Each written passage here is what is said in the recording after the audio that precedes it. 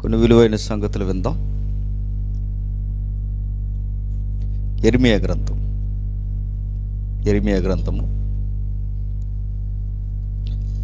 8వ అధ్యాయం. యెరెమీయా గ్రంథము 8వ అధ్యాయం. ప్రతి ఒక్కరు బైబిల్ చూడాలి. 8వ అధ్యాయం 7-8 వచనాలు కలిపి చదువుదాం ఒకసారి.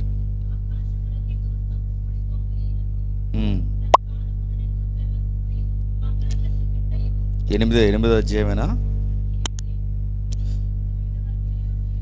చదవమ్మా. ఆగుదాం. గతించిన వారం ఎంతమంది తరగతిని విన్నారో నాకు తెలియదు, కానీ మరొకసారి జ్ఞాపకం చేస్తాను. గతించిన వారం కొన్ని ముఖ్యమైన పదాలతో మన వాక్యంలోనికి బయలుదేరాం. పాత నిబంధన, క్రొత్త నిబంధన, ఓల్డ్ టెస్టిమెంట్, న్యూ టెస్టిమెంట్. దీని గురించి మనం ఆలోచించినప్పుడు గ్రీకులో దీని మూలం ఏంటో మనం చూసాం. దీని ఒరిజినల్ మీనింగ్ ఇలా ఉంది: ఒకదానికి ఒకటి లింక్ చేయబడిన డాక్యుమెంట్. దాన్నే వీలునామా అన్నారు. అంటే ఒక డాక్యుమెంట్కి మరొక డాక్యుమెంట్ లింక్ లేకపోతే అది పనిచేయదు, వ్యాలిడ్ కాదు.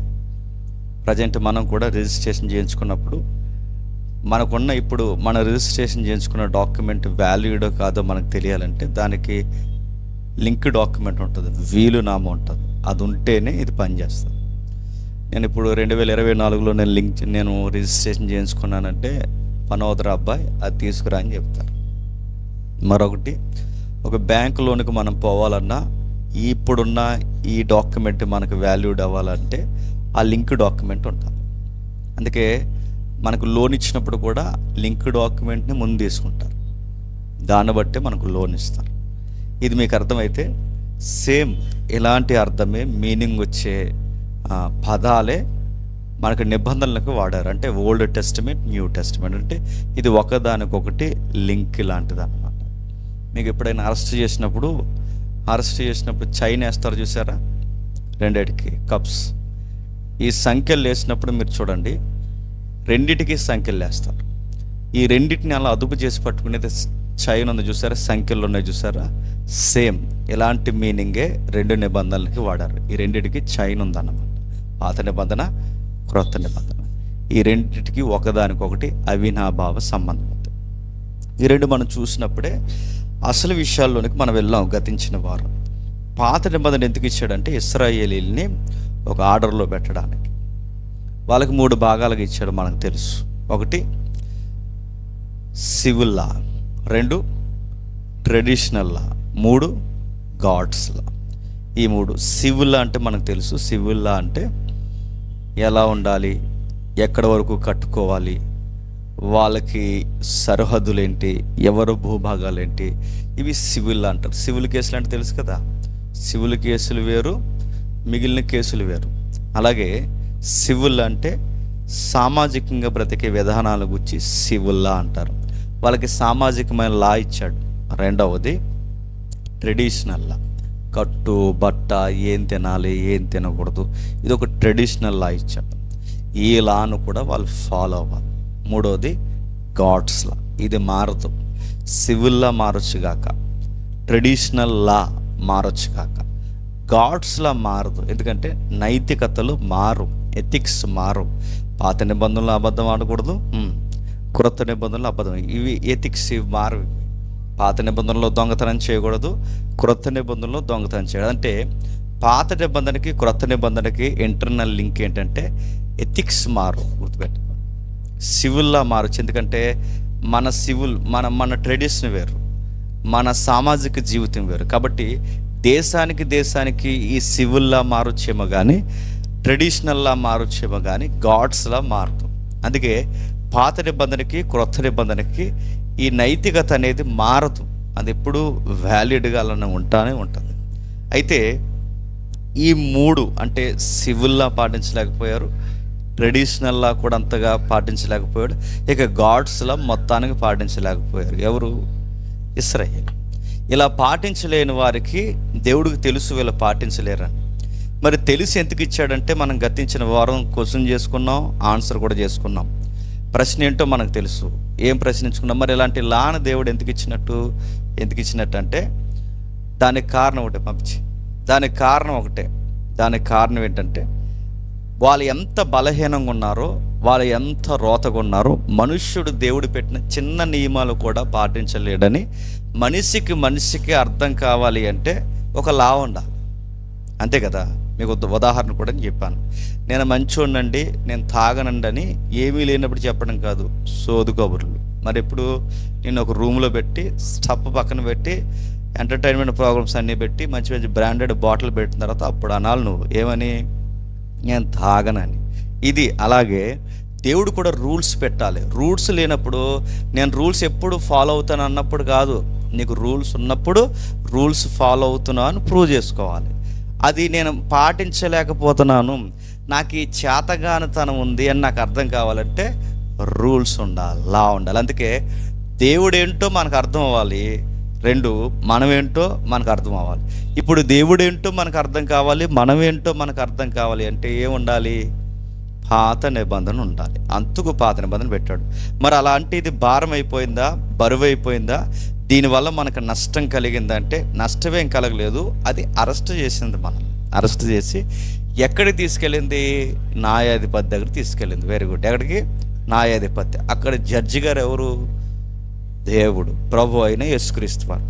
ఆ జడ్జి గారు ఏమన్నారంటే, మీ వల్ల అవదరా అబ్బాయి పాటించడం, మీరు పాటించలేనిది నేను పాటించి మీరు పాటించేలా మీకు కావలసిన ఒక నడిపింపును మీకు దయచేస్తాను. మిమ్మల్ని పాటించేలా మిమ్మల్ని గైడ్ చేసేది ఒకే ఒక్కరు, పరిశుద్ధాత్మ దేవుడు. ఎక్కడి వరకు ఆలోచించి వదిలేస్తాం. ఇప్పుడు మళ్ళీ ప్రశ్న. అయితే ఈ యెరెమీయా గ్రంథం చదువుతున్నప్పుడు కొన్ని వచనాలు చదువుతుంటే దేవుడు కొన్ని పదాలు ఉపయోగించాడు. వారు మూర్ఖ హృదయం గలగా మనుష్యులు అన్నాడు. ఏంటట, మూర్ఖ హృదయం. మూర్ఖం అంటే అదొక మొండిగా ఉంటారన్నమాట. అంటే అదేం వైఖరి అంటే అది ఇశ్రాయేలుకే కాదు, నీకు నీకు నీకు నీకు నాకు అందరికీ ఉంది.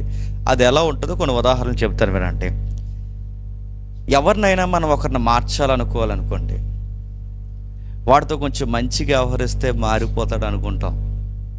కానీ గుర్తుపెట్టుకోండి, వాళ్ళు మనం మంచిగా వ్యవహరించినా మారరు, అది నేచర్. అది రెండవది, వీడి గట్టిగా పనిష్మెంట్ ఇస్తే మారతాడు అనుకుంటాం. నో, వాడికి పనిష్మెంట్ ఇచ్చినా మారరు. ఉదాహరణ చెప్తారు వినండి. ఇశ్రాయేలుని దేవుడు ఎంత మంచిగా చూశాడండి. ఎప్పుడు తినని మన్నాను పెట్టాడా లేదా, అసలు వాళ్ళ ఊహల కందని కార్యాలు చేశాడు లేదా, మిరాకిల్కే మిరాకిల్స్ ఉండేలా మిరాకిల్స్ చేశాడు ఆయన.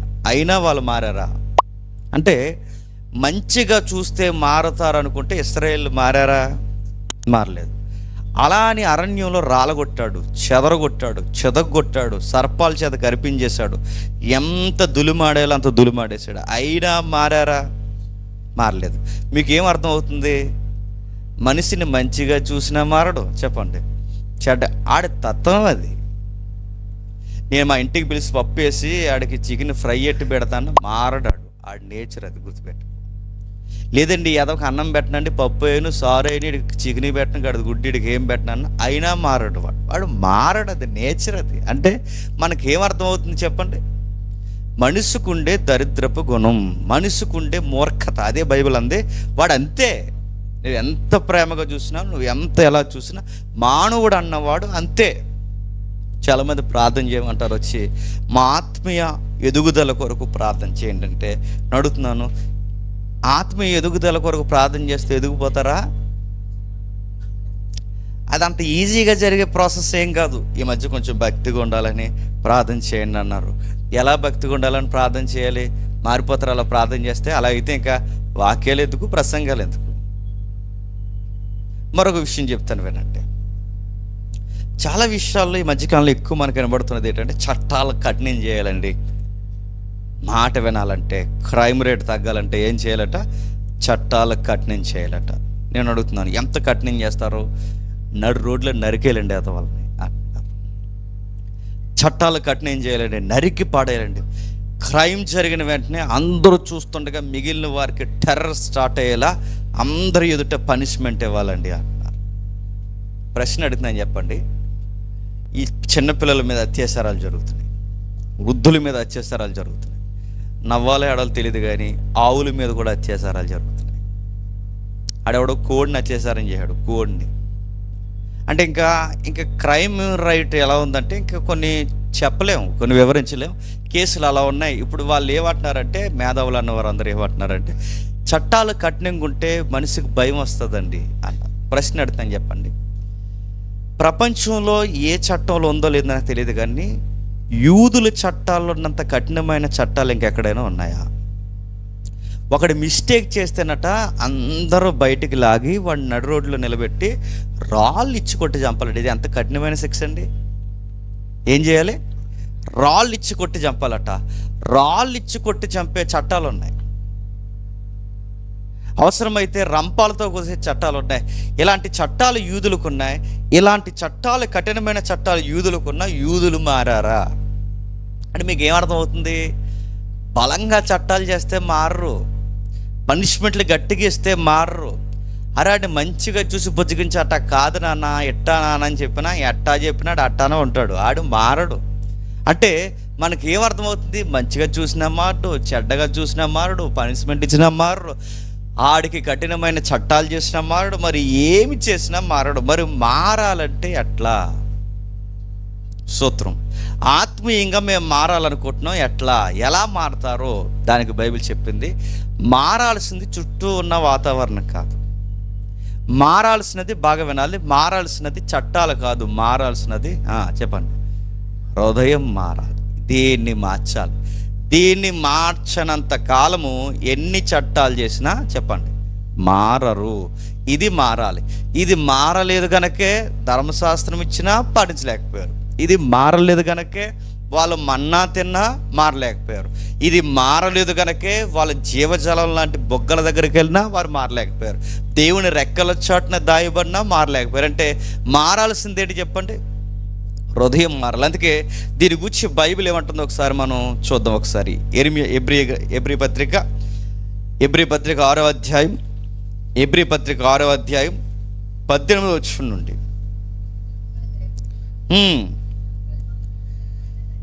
ఈ విధముగా దేవుడు తన సంకల్పం నిశ్చయమైనదని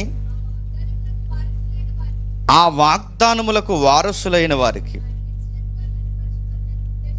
మరి నిత్యముగా కనుపరచవలనని ఉద్దేశించిన వాడై తన అబద్ధమాడజాలని నిశ్చలమైన 2 సంగతులను బట్టి మన ఎదుట ఉంచబడిన నిరీక్షణ చేపట్టుటకు శరణాగతులమైన మనకు బలమైన ధైర్యము కలుగునట్లు ప్రమాణము చేసి వాగ్దానమును దృఢపరచును. ఆగుదాం, బాగా వినాలి. 31 దగ్గరకు వస్తుంది.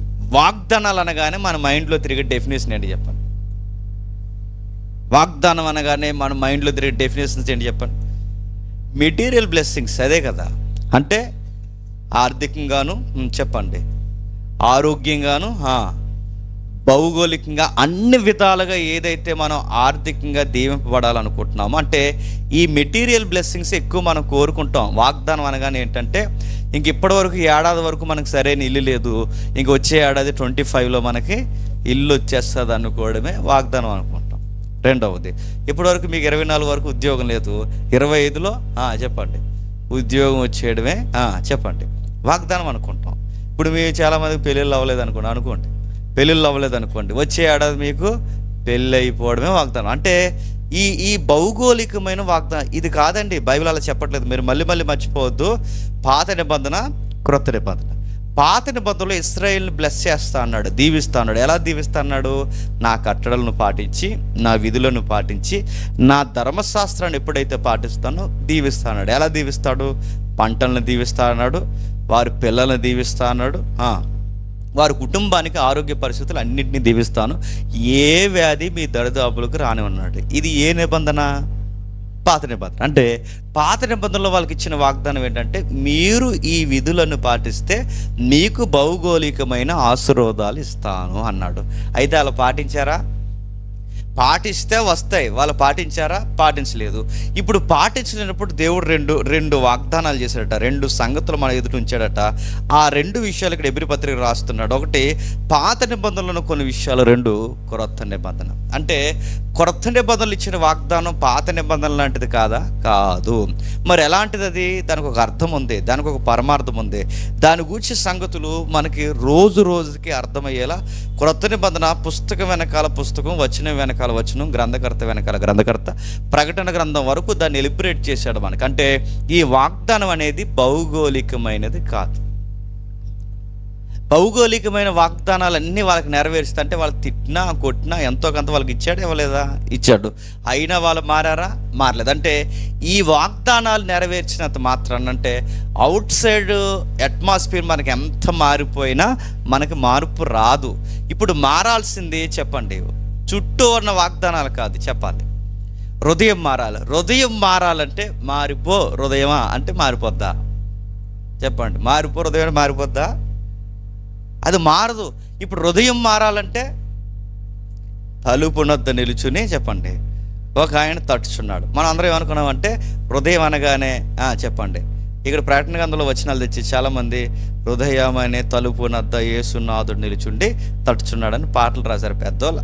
వాళ్ళ ఎలిబరేషన్ అక్కడి వరకే గుర్తుపెట్టుకోండి. కానీ అక్కడ ప్రకటన గ్రంథంలో మాట్లాడుతున్నది తలుపు తట్టుచున్నాడంటే హృదయం కాదు, మరేంటి? సంఘము. ప్రకటన గ్రంథంలో మాట్లాడుతున్నది ఏంటి చెప్పండి? సంఘం. అంటే యేసుప్రభు వారిని సంఘాలు ఎక్కడ పెట్టేశాయి? చెప్పాలి. యేసుప్రభు వారిని సంఘాలు ఎక్కడ పెట్టాయి? బయట పెట్టాయి.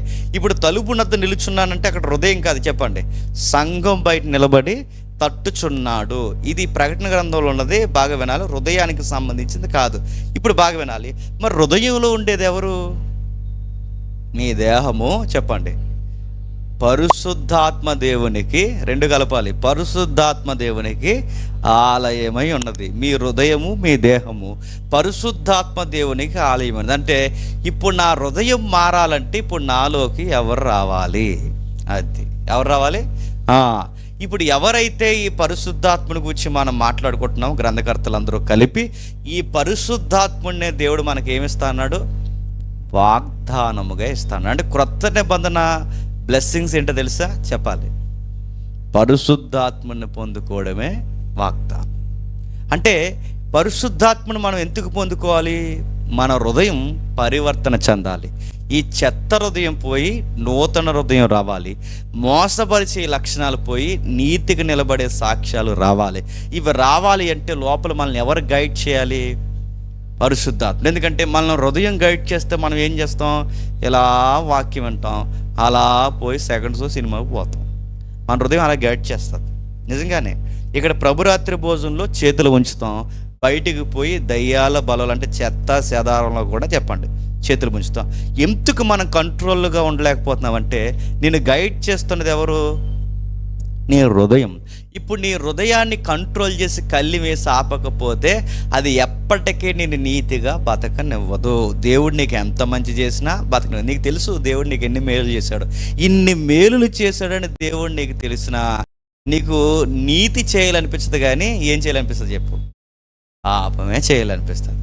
మనకు దేవుడు ఎన్నో విషయాల్లో మనకి ఆరోగ్య పరిస్థితులు మెరుగుపరుస్తాడు, కానీ మనం ఏమాత్రం యథార్థంగా ఉండలేం. ఎందుకంటే మనల్ని గైడ్ చేస్తున్నది ఎవరు? హృదయం గైడ్ చేస్తుంది కనుక. అంటే ఇప్పుడు మన కుళ్ళి బట్టిన హృదయం మనల్ని గైడ్ చేయకూడదంటే మనల్ని ఎవరు నడిపించాలి చెప్పండి? పరిశుద్ధాత్మ. ఈయన గూర్చి ఏమని రాస్తున్నాడు చూడండి, గలతీ పత్రిక 3వ అధ్యాయం. త్వరగా గలతీ పత్రిక 3వ అధ్యాయం, గలతీలకు రాసిన పత్రిక 3వ అధ్యాయం 13-14 వచనాలు చూడండి. ఆత్మను గూర్చిన వాగ్దానం. ఎవరు వాగ్దానం చెప్పండి? చెప్పాలి, ఆత్మను గూర్చిన వాగ్దానం. ఇప్పుడు చెప్పండి, వాగ్దానం అనగానే వాగ్దానం కార్డులు కాదు. వాగ్దానం అనగానే మనకు వచ్చే లౌకికమైన భౌగోళికమైన జరిగే క్రియలు కాదు. వాగ్దానం అంటే ఎవరంట? ఆత్మను గూర్చిన వాగ్దానం. ఆత్మ అంటే పరిశుద్ధాత్ముడే. చెప్పండి, క్రొత్త నిబంధనలో వాగ్దానం. పాత నిబంధనలో వాగ్దానాలు ఏంటి? వాగ్దానం అంటే ఏంటి? ఎంతకీ తెలిసేది? వాగ్దానం అంటే ఏంటి? వాగ్దానం అంటే ఏంటంటే చెప్పండి. అయ్యో, వాగ్దానం అంటే మాట ఇస్తున్నా, నీకు ఇది నెరవేరుతుంది అంటే పాత నిబంధనలో వాగ్దానాలు, నీ పంట పండుతుంది, నీ కడుపు నిండుతుంది, నీ పిల్లలు బాగుంటారు, ఆరోగ్యం బాగుంటుంది, ఇది పాత నిబంధనలో. అది మాట ఇచ్చాడు, ఆ మాట నెరవేరాలంటే ముందు పాటించండి అన్నాడు. క్రొత్త నిబంధనలో మాట ఇచ్చాడు, నిబంధన చేసుకున్నాడు, నీకు నాకు కలిపి నిబంధన చేశాడు, ఈ మాట ఇచ్చాడు. ఈ నిబంధన దేనిని బట్టి, ఈ వాగ్దానం దేని కొరకు ఇచ్చాడంటే పరిశుద్ధాత్మని కొరకు ఇచ్చాడు. చాలామందికి ఇవి అంత రుచించవు. ఏంటంటే పరిశుద్ధాత్మనికి వాగ్దానం ఏంటంటే పరిశుద్ధాత్ముడే వాగ్దానం. ఆయన ఉంటే మన లైఫ్లో అన్నీ బాగుంటాయి, ఆయన ఉంటే మనకు అన్ని విధాలుగా జీవితం సమాధానకరంగా ఉంటుంది. ఆయన లేకే చెప్పండి మనం దేవునికి విరుద్ధంగా ఉంటున్నాం, మనకు మనమే భారం అయిపోతున్నాం. అందుకే చెప్తున్నాడు చూడండి, ఆత్మను గూర్చిన వాగ్దానము విశ్వాసం వల్ల మనకు లభించినట్లు అబ్రహాము పొందిన ఆశీర్వచనం క్రీస్తు యేసు ద్వారా అన్యజనులకు కలుగుటకై క్రీస్తు మన కొరకు శాపమై మనల్ని ధర్మశాస్త్రం యొక్క శాపము నుండి విమోచించును. ఇందును గూర్చి మ్రాను మీద వేలాడిన ప్రతి వాడును శాపగ్రస్తుడు అని ఇక్కడ ఒక వాక్యాన్ని జ్ఞాపకం చేస్తున్నాను చూడండి. అబ్రహాము పొందిన ఆశీర్వాద వచనం అంటే అబ్రహాము గారికి వచ్చిన ఆశీర్వాదం ఏంటండి? నీకు సంతానం అనుగ్రహిస్తాను. అబ్రహాము గారికి ఇచ్చిన వాగ్దానం ఏంటి? సంతానం ఇస్తానడగా. ఇప్పుడు సంతానం అంటే మనం అందరం ఏమనుకుంటామంటే ఇస్సాకు ఇంకా ఇస్రాయేల్ అనుకుంటా, కానీ గ్రంథం మార్చేస్తుంది కొత్త మందికి వచ్చేసరికి. అసలు అబ్రాహాముకి ఇచ్చిన వాగ్దానం ఇస్సాకు కాదు, అబ్రాహాముకి ఇచ్చిన వాగ్దానము ఇస్రాయేల్ కాదు. మరి అబ్రాహాముకి ఇచ్చిన వాగ్దానం ఏంటి? ఇక్కడే చెప్తుంది, ప్రభు అయిన యేసుక్రీస్తు వారిని మీ జాతిలో పుట్టించడమే నీకు నేను ఇవ్వబోయే వాగ్దానం. ఇది నీకును భూనివాసులందరికీ, భూలోకంలో ఉన్న వంశస్థులందరికీ దీవెనకరంగా ఇస్తాను. ఇప్పుడు చెప్పండి, ప్రభు అయిన యేసుక్రీస్తు వారు ఇశ్రాయేలుకు ఒక్కడికే సంబంధించినవాడు కాదు, ప్రభు అయిన యేసుక్రీస్తు వారు యూదులు ఒక్కడికే సంబంధించినవాడు కాదు, మరి ఆయన నమ్ముకున్న ప్రతి ఒక్కరికి, భూలోకంలో పుట్టిన ప్రతి వంశానికి ఆయన దీవెనగా ఆశీర్వాదకరంగా ఇవ్వబడ్డాడు. అంటే ఇప్పుడు ప్రభు అయిన యేసుక్రీస్తు వారు మన పాపాల కొరకు చనిపోయాడు. బాగా వినాలి, ప్రభు అయిన యేసుక్రీస్తు వారు మ్రానులు వేలాడదీయబడి మన రోత పాప జీవితం ఏదైతే మన హృదయంతో చేశామో, బహిర్గతంగాను మనసులోను ఎన్ని రోత క్రియలు చేసామో వీటన్నిటి కొరకు పాపంలో ఉన్న మనల్ని రక్షించడానికి మ్రానును వేలాడిపోయి చనిపోయాడు, పాపం తీస్తాడు. అయితే ఇప్పుడు పాపం తీసిన తర్వాత మళ్ళీ పాపం చేయకుండా ఉండాలిగా, మళ్ళీ ఆ రోతక్రియలు జరిగించకుండా ఉండాలిగా. ఆ రోతక్రియలు జరిగించకుండా ఉండాలి అంటే ప్రభు అయిన యేసుక్రీస్తు వారు తండ్రి అయిన దేవుడు మళ్ళీ మనకు వాగ్దానం ఇచ్చాడు, మళ్ళీ మీరు నాకు విరుద్ధమైన క్రియ మీరు జరిగించకుండా ఉండాలి అంటే మీ హృదయం మారిపోవాలి. మీ హృదయం మారాలి అంటే పరిశుద్ధాత్ముడు మీకు రావాలి. అందుకే ప్రభు అయిన యేసుక్రీస్తు వారు వెళ్ళిపోతూ మనకేమంటాడంటే, నేను మీ యొద్దకు ఒక ఆదరణకర్తను పంపిస్తాను, ఆయన తండ్రి నేను మీకు ఇస్తున్న వాగ్దానము. ఆయన మీలోకి వస్తే ఆయన మిమ్మల్ని ఎలా నడిపించాలో ఆయన చూసుకుంటాడు. ఆయన చెప్పినట్టుగా మీరు నడిస్తే మీకు కావలసినవన్నీ దేవుడు చెప్పండి అనుగ్రహిస్తాడు. ఇప్పుడు చెప్పండి, అందుకే అపోస్తులు అందరూ ఏమంటారంటే మీరు ఆత్మను పొందుకున్నారా? ఎందుకు అలా అడుగుతున్నారు? ఎందుకంటే వీళ్ళ వైఖరి చూస్తుంటే, వీళ్ళ ప్రవర్తన చూస్తుంటే ఎలా ఉంది? ఆత్మక్రియల్లా లేవు, చెప్పండి శరీర క్రియల్లా ఉన్నాయి. అందుకే పరిశుద్ధాత్మను పొందుకున్న వాళ్ళు తెలిసిపోతారండి. వాళ్ళ ప్రార్థన చేసే విధానం కానీ, వాళ్ళ యొక్క భక్తి జీవితం కానీ, వారి తీరుతెన్నులు తెలిసిపోతాయి. వీడికి పరిశుద్ధాత్మ లేడని గుర్తుండి చెప్పిన ఆడి చేసే దొంగ పనులు అనేది తెలిసిపోతాయి. వీడికి ఆత్మ లేదు. మనం మాట్లాడే దొంగ మాటలని తెలిసిపోతాయి, వీడికి ఆత్మ లేదు. పరిశుద్ధాత్ముడు నోటి చేయలేడండి గద్దింపు, ఎందుకంటే ఆత్మ వాదిస్తుందని బైబిల్ ఉందిగా. నా ఆత్మ వాళ్ళతో ఎల్లప్పుడూ వాదిస్తుందంటే దాని అర్థం ఏంటి? వాదిస్తాడు ఆయన. ఇలాగెందుకు చేస్తున్నావురా? ఇప్పుడేగా చర్చికి వెళ్ళొచ్చు. ఎలా ఎందుకు చేస్తావమ్మా? ఇప్పుడేగా చర్చికి వెళ్ళొచ్చు. ఇవన్నీ అడుగుతారు. నీకు అడిగినా నీకు మనస్సాక్షి పని చేయట్లేదంటే నీకు ఆత్మ నడిపింపు లేదు. మరి ఆ రోత హృదయమే నేను నడిపిస్తుంది. ఒకసారి కాదు, 2 సార్లు కాదు, 3 సార్లు కాదు, ఇన్నిసార్లు నీకు ఇలాంటి పనులు ఎలా చేయాలనిపిస్తుందంటే నువ్వు ఎవరి గైడ్లైన్స్లో నడుస్తున్నావు చెప్పు.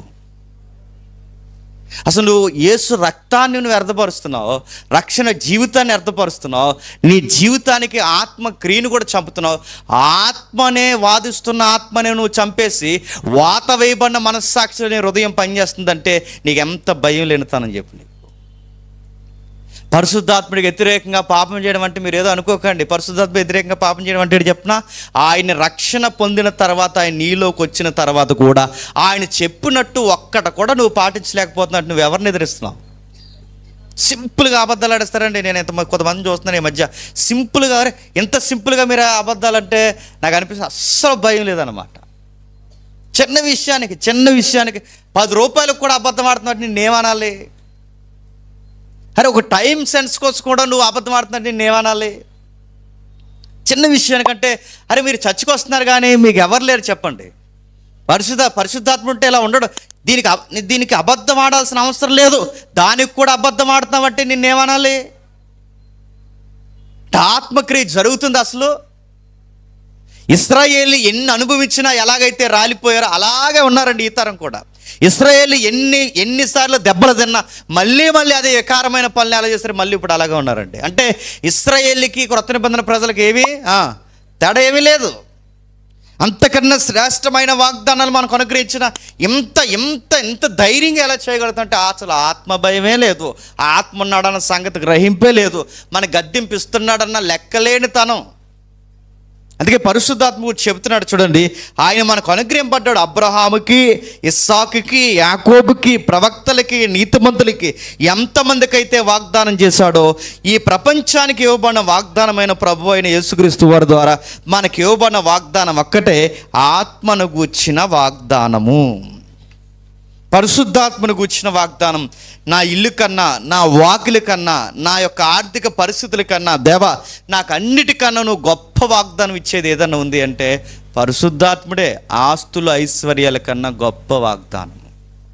మనం ఏమనుకుంటాం చెప్పండి? గొప్ప వాగ్దానం అంటే మనం ఏమనుకుంటాం చెప్పిన 25లో మనకి కనీసం చెప్పండి ఒక 5-6 ఎకరాలు కొనేసుకుంటే అది పెద్ద గొప్ప వాగ్దానం. కొనేసుకో, నీకు త్వరగా గోతులు కప్పేటెత్తరు, కొనేసుకో. ఈ పరిశుద్ధాత్ముడి శీర్షికలు విన్నా నీకు ఇంకా ఎకరాల మీదకు పోతుందంటే గుర్తుపెట్టుకో, నేను త్వరలోనే కప్పేటెత్తారు, గుర్తుపెట్టుకో. నీకు ఇంత ఎలిబురేట్గా పరిశుద్ధాత్ముడికి ఎంత బోధిస్తున్నా నీకు చెత్తా చెదారం బుర్రకెక్కుతున్నాయంటే నువ్వేమైపోవడానికి రెడీగా ఉన్నావు, గుర్తుపెట్టుకో. పరిశుద్ధాత్ముడు ఇంతకన్నా గొప్ప వాగ్దానం ఏముందండి? ఇంత చెప్పిన శారీరకమైన వాగ్దానాలు ఎదురు చూస్తారంటే నిన్నేమనాలంటే ఇశ్రాయేలుకు ఉండే మైండే మనకు కూడా ఉందనడానికి ఇంతకన్నా ఆధారం ఏం కావాలండి?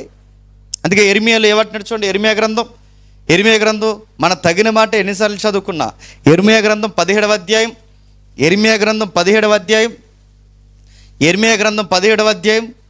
9వ వచనం చూడండి.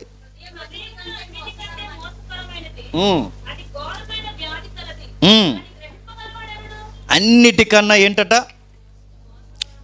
మా ఎదురింటోడు మోసం చేశాడు, పక్కింటోడు మోసం చేశాడు, నేను ప్రేమించినోడు మోసం చేశాడు, నన్ను ప్రేమించింది మోసం చేసిందని చెప్పకరా అయ్యా. అన్నిటికన్నా గొప్ప మోసగారు ఎవరు? నువ్వు మోసపోయావంటే అసలు నిన్ను మోసం చేసింది ఎదురింటోడు కాదు, ఎల్లే కాదు, పొల్లే కాదు, వీళ్ళందరూ కాదు. అసలు నిన్ను మోసం చేసింది ఎవరు తెలుసా? నీ హృదయమే నిన్ను మోసం చేసింది. ముందు నీకు మోసం ఎక్కడ స్టార్ట్ అయింది? నిన్ను ఎవడు నమ్మాడు? ఎదురింటోడిని. నిన్ను ఎదురింటోడిని నమ్మమని చెప్పింది ఎవరు? లోపల ఉండి చెప్పు. అది నేను పక్కింటోడు నమ్మని చెప్పింది ఎవరు? అది. ఆ గాలిదాన్ని నమ్మమని చెప్పింది ఎవరు? చెప్పండి. ఈ గాలోడు నమ్మమని చెప్పింది ఎవరు? అదే. నీ హృదయం నిన్ను మోసం చేసింది. పర్లేదులే అంటే ముందు నువ్వు ఎక్కడ మోసపోయావు?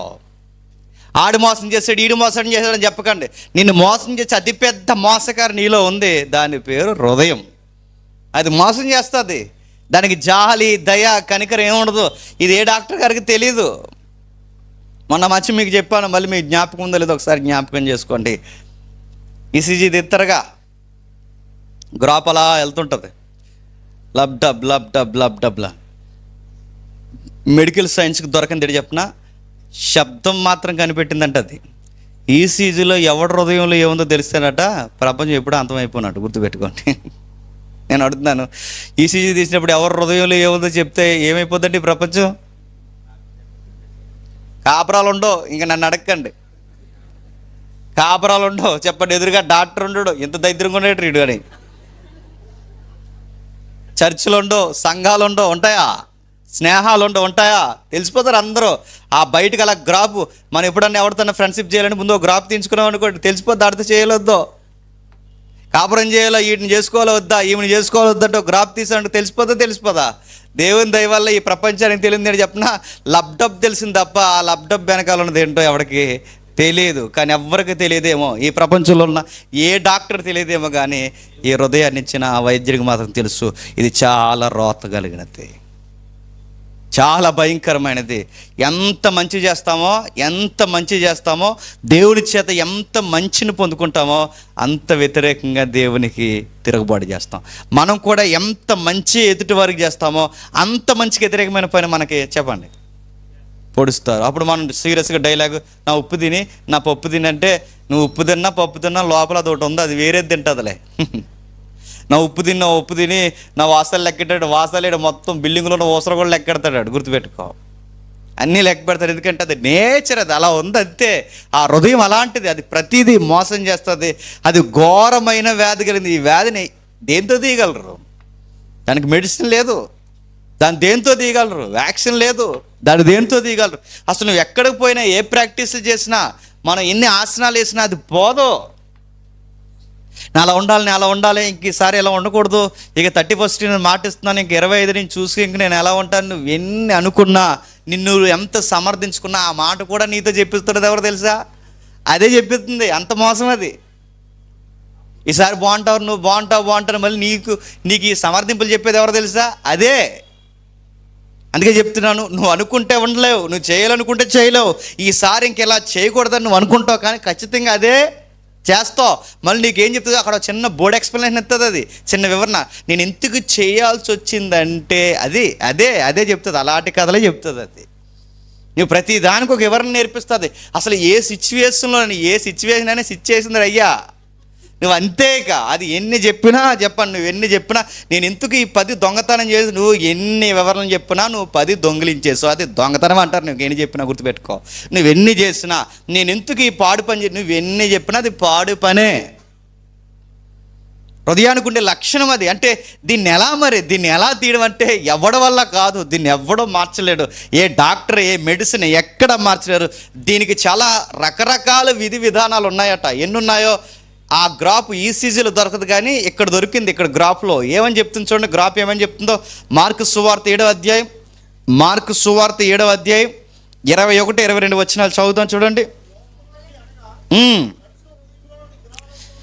మనుషుల హృదయాల్లో నుంచి దురాలోచనలు, జారత్వము, చూసారు ఆఫర్లు, దొంగతనము, నరహత్యలు, వ్యభిచారములు, లోభము, చెడుతనము, కృత్రిమము, కామ వికారము, మత్సరము, దేవదూషణ, అహంభావము, అవివేకము వచ్చును.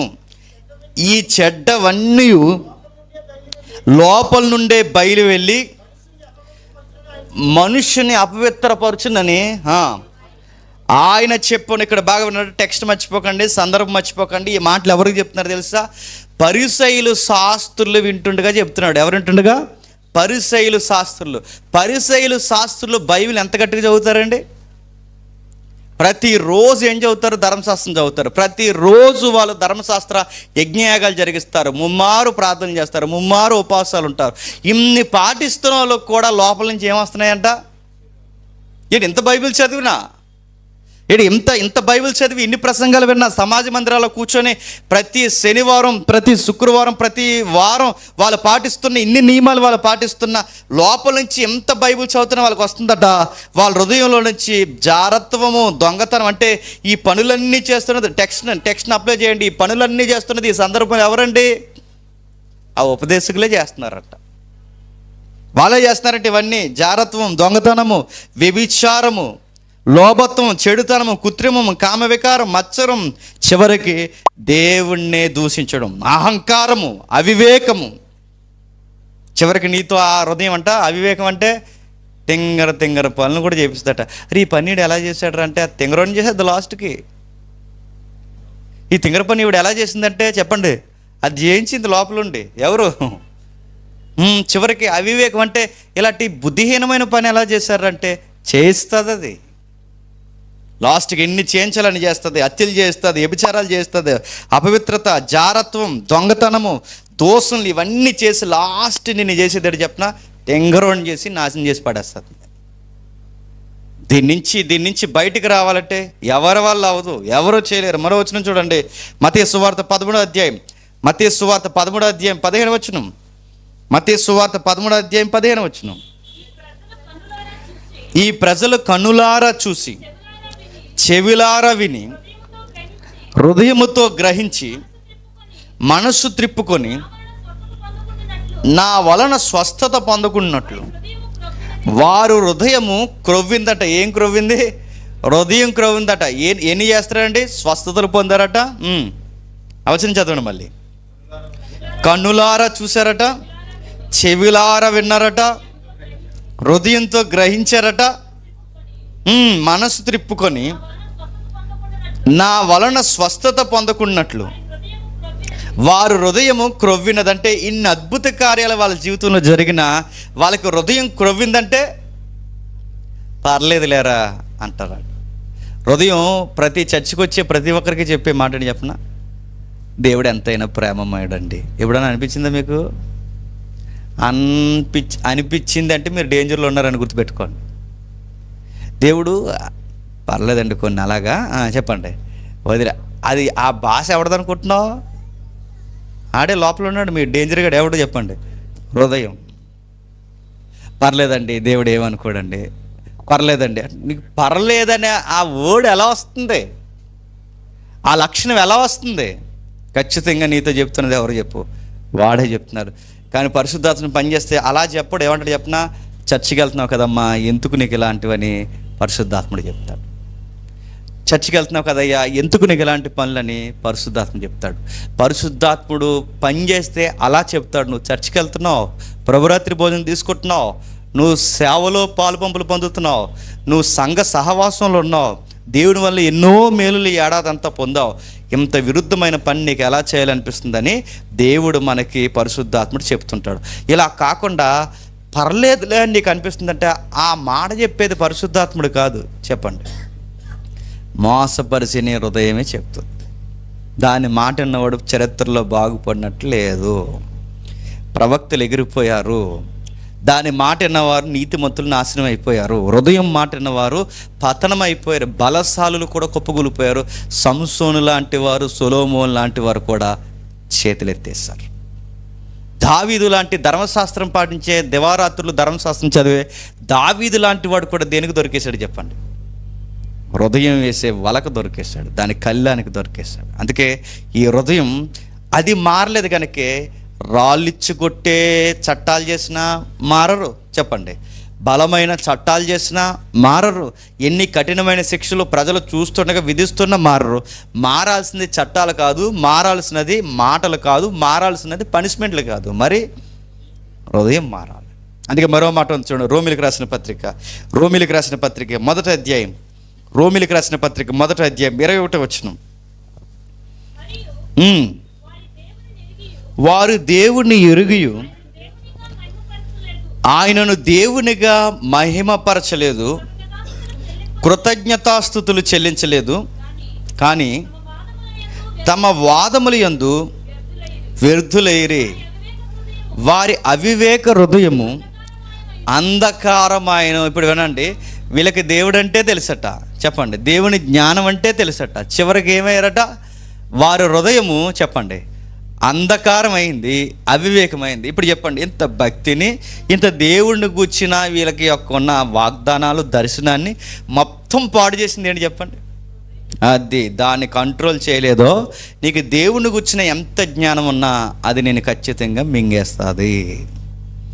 చాలామందికి మీరు గమనించండి, చాలామంది బయట పెద్ద పెద్ద వాళ్ళు ఉంటారండి. బయట వాళ్ళకి చాలా థియాలజీ తెలుసు, వాళ్ళకి ఎన్నో రక్షణ సంబంధమైన డాక్టరీన్స్ తెలుసు, వాళ్ళకి ఎన్నో విషయాలు తెలుసు. మనకి ఇన్ని తెలిసి ఈయన ఈ పని ఎలా చేయగలిగాడరా అంటే సేమ్ ఈ వచనమే గుర్తొస్తుందండి. ఇన్ని తెలిసిన ఈ పని ఈయన ఎలా చేయగలిగాడరా అంటే మనకు అర్థమవుతుంది, హృదయం ఆయన ఏం చేసింది చెప్పండి? పాడు చేసింది. దేవుని గుచ్చిన జ్ఞానం అంతు ఎరుగు. దేవుడిని ఎరిగి అంటే ఆయనకి దేవుడు అంటే ఏంటో తెలుసు, సిద్ధాంతాలు అంటే ఏంటో తెలుసు, థియాలజీ అంటే ఏంటో తెలుసు, అసలు రక్షణ విషయాలు ఎన్నో విషయాలు తెలుసు. ఇన్ని తెలిసినా వాళ్ళ హృదయం మాట విన్నారు కనుక వాళ్ళకి అంధకారం అలుముకుంది, అవివేకం వచ్చింది. ఈ జ్ఞానం ఎంతున్నా వాళ్ళ హృదయాన్ని జయించలేకపోయారు కనుక ఏమయ్యారు చెప్పండి? పాడైపోయారు. మీరు కూడా అనుకోవచ్చు, మేము చర్చికి వెళ్తున్నాం, జేమ్స్ అని చర్చికి, మాకెట్లే అంటే జేమ్స్ అని ఎరగదీసేది ఏముంటుంది గుర్తుపెట్టుకోండి. ముందు మీరు మారాలి. మీరంటే మీ హృదయం మారాలి. మీ హృదయంలో ఉన్న ప్రతీదీ మారకపోతే ఇక్కడ పరిశుద్ధాత్మ సిరీస్ 15 చెప్పినా, 16 చెప్పినా, ఏడాది చెప్పినా, 150 చెప్పినా, 2 సంవత్సరాలు చెప్పినా, 3 సంవత్సరాలు చెప్పినా, జస్ట్ మీరు మ్యాటర్ గ్యాదర్ చేసుకుంటారు తప్ప, చెప్పండి, జస్ట్ సబ్జెక్ట్ తెలుసుకుని వెళ్ళిపోతారు తప్ప హృదయం మారకపోతే ఈ సబ్జెక్ట్ వల్ల ఉపయోగం ఏమీ లేదు. చాలామంది వచ్చి అడుగుతారు, మా ఆత్మీయ స్థితి బాగుండాలని ప్రార్థన చేయండి అంటే, నన్ను అడిగితే అలా కాదు మీరు అడగాల్సింది. నా ఆత్మీయ స్థితి బాగుండాలని ప్రార్థన అలా అడగకూడదు. బాస్ అది కాదు. ఏమని చెప్పినా మా హృదయం మారాలని చెప్పండి, ప్రార్థన చేయండి. మా హృదయంలో నూతన హృదయం రావాలని ప్రార్థన చేయండి. ఇది అడగాలి. మనం అది అడగం. చెప్పండి, మా పాత హృదయం అలాగే ఉంచండి చెప్పండి.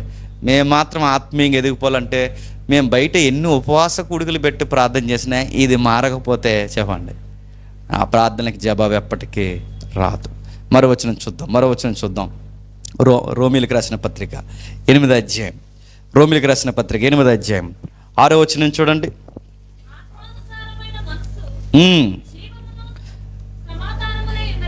ఆత్మానుసారమైన మనసు జీవమును సమాధానమునై ఉన్నది. ఎలయనగా శరీరానుసారమైన మనస్సు దేవునికి విరోధమై ఉన్నది. అది దేవుని ధర్మశాస్త్రమునకు లోబడదు, ఏ మాత్రము లోబడదు. ఏదట? శరీర సంబంధమైన మనస్సు. ఈ శరీర సంబంధమైన మనసు ఇచ్చేది ఎవరండి? హృదయం. ఈ హృదయం ఏమాత్రం, ఈ శరీరం ఏమాత్రం దేవుని ధర్మశాస్త్రాన్ని లోబడదు. ఇప్పుడు చెప్పండి, ఇశ్రాయేలుకి ఎన్ని మంచి పనులు చేసిన ఎందుకు లోబడలేకపోయారు?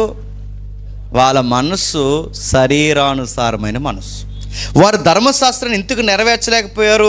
వారు హృదయం మాట విన్నారు దేవుని మాట కన్నా. అందుకే ఏమాత్రం లోబడనేరదు. కాగా శరీర స్వభావం గలవారు దేవుని సంతోషపరచలేం. ఇప్పుడు ఆ మాటలు గుర్తుపెట్టుకోండి. శరీరానుసారమైన మనసు ఎప్పటికీ దేవుడిని సంతోషపరచలేదు. మనం ఎన్నో భౌతికమైన దేవుని కార్యాలు ఎన్ని జరిగించినా మనం దేవుణ్ణి, మన మనసు శరీరానుసారమైనది అయితే ఎప్పటికీ దేవుణ్ణి సంతోషపరచలేం. మన దేవుణ్ణి సంతోషపరచగలం అనుకుంటాం, కానీ దేవుడి ఆత్మ లేని హృదయాలు బయట ఎన్ని కార్యాలు చేసినా ఆత్మ నడిపింపు లేని కార్యాలన్నీ శరీర కార్యాలు అవుతాయి తప్ప ఆత్మ కార్యాలు ఎంత మాత్రము అవ్వవు. దేవుడు మనం సంతోషపరచలేం. కింద చెప్తున్నాడు చూడండి, దేవుని ఆత్మ మీలో నివసించి ఉన్న ఎడల మీరు ఆత్మ స్వభావం గలవారే కానీ శరీర స్వభావం గలవారు కారు.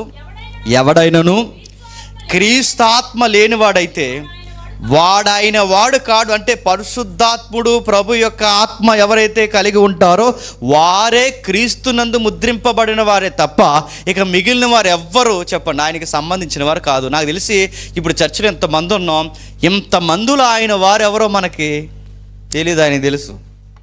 ఎందుకంటే అందరం చక్కగా ఉంటాం ఇక్కడ, అందరం వర్షిప్ చేస్తాం ఇక్కడ, అందరూ చక్కగా వాక్యాలు చదువుతాం ఇక్కడ, అందరూ సీరియస్గా నోట్సులు రాసుకుంటాం ఇక్కడ, అందరం సీరియస్గా కూర్చొని దేవుడికి ఎంతకంత సందా ఇస్తాం ఇక్కడ. కానీ ఆయన వారెవరో తెలియదు. బయటికి అందరం బాగుంటాం చక్కగా, మీరు చక్కగా ఇలాగా మఠం వేసుకుని కూర్చున్నారు, చక్కగా మీరు ముసుగులు వేసుకుని కూర్చున్నారు. ఇది ఒరిజినలా? మిడిల్గా తెలుస్తుంది ఇది ఒరిజినల్ కాదో. ఇది ఒరిజినల్ ఏం కాదు, గుర్తుపెట్టుకునేది ఏం కాదు. దేవుని దృష్టికి ఎవరు ఎలా ఉన్నారో మనకు తెలియదు, ఆయనకి తెలుసు. ఆయన వారెవరో ఆయనకు బాగా తెలుసు. మనం ఇక్కడ ఎంత ఎరగదీసినా దేవునికి తెలుసు మనం ఏం చేస్తున్నామో. క్రీస్తు మీలో ఉన్న ఎడల మీ శరీరము పాప విషయమై మృతమైనది కానీ మీ ఆత్మ నీతి విషయమై జీవము కలిగి ఉన్నది. మృతుల్లో నుండి యేసును లేపిన వాని ఆత్మ మీలో నివసించిన ఎడల, మృతుల్లో నుండి క్రీస్తు యేసును లేపినవాడు సావునకు లోనైన మీ శరీరములను మీలో నివసించుచున్న తన ఆత్మ ద్వారా జీవింపజేయండి. ఈ వచనాలు చదువుతుంటే మీకు ఏమనిపిస్తుందో నాకు తెలియదు, కానీ నాకు చాలా ఆశ్చర్యంగా అనిపించింది ఆ వచనం చదువుతుంటే. 2 వాగ్దానాలు చెప్తున్నాడు చూడండి. ఈ శరీరము ఏమాత్రం దేవుని నీతిని నెరవేర్చదు, ఈ హృదయం ఏమాత్రం దేవుని నీతిని నెరవేర్చదు. అయితే ఈ శరీరము దేవుని నీతిని నెరవేర్చదు, కానీ ఈ శరీరం ఒక రోజు ఏమవుతుంది చెప్పండి? మృతం అయిపోతుంది, చచ్చిపోతుంది. ఈ శరీరం ఒక రోజు మృతం అవుతుంది.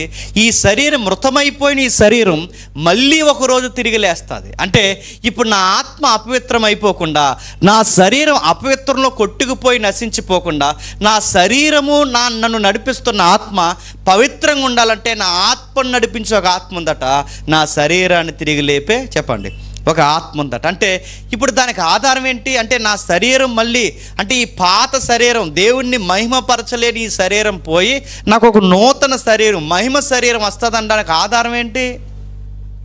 ఎవిడెన్స్ ఉండాలిగా. ఇప్పుడు మీకు ఒక నూతన శరీరం వస్తుందా అనడానికి నేను అన్నాను అనుకోండి, మీరు ఆధారం అడగాలొద్దా? ఆధారం ఏంటి? సాక్ష్యం ఏంటి? నీకు నీ ఆత్మ ఎట్టూ చెదిరిపోదు, నీ ఆత్మ దేవుని యొక్క సముఖంలో భద్రం చేయబడుతుంది అనడానికి గ్యారంటీ, ప్రూఫ్ ఏంటి? ధ్రువపత్రం ఏంటి? దానికి ఒక ఉదాహరణ చెప్తున్నాడు. ఆయన ఏం చెప్తున్నాడంటే, యేసుప్రభు శరీరం ఎలాగైతే భూమిలో విడిచిపెట్టబడలేదో, యేసుప్రభు శరీరాన్ని తిరిగి లేపిన పరిశుద్ధాత్ముడు చెప్పండి మిమ్మల్ని కూడా తిరిగి లేపుతాడు. ప్రభు అయిన ఆత్మను మరలా తిరిగి లేపిన పరిశుద్ధాత్ముడు మీ ఆత్మను కూడా చెప్పండి తిరిగి లేపుతాడు. అంటే మనకి ఏమర్థం అవుతుంది?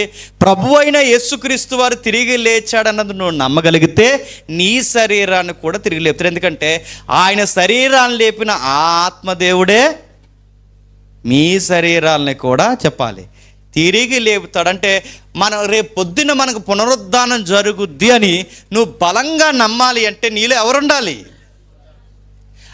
అది నిజమేనా అని నీ క్వశ్చన్ వస్తుందంటే నీలో ఎవరు లేరు. అది నిజమే అని నువ్వు 100కి 200% నమ్ముతున్నావు అంటే నీలో ఎవరున్నట్టు?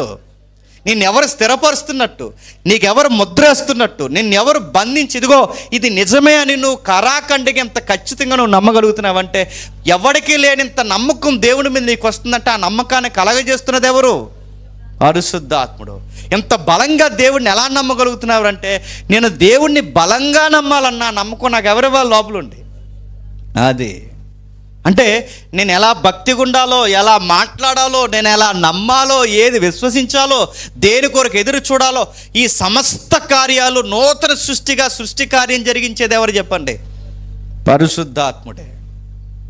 అంధకారమందు ఎలుగు కలుగు గాకని పలికిన ఆ ఆత్మదేవుడే చెప్పండి చీకటైపోయిన నీ హృదయం నా హృదయం అందు కూడా ఎలుగు కలగ చేయవాడు ఎవరు చెప్పండి? ఆ ఆత్మదేవుడే.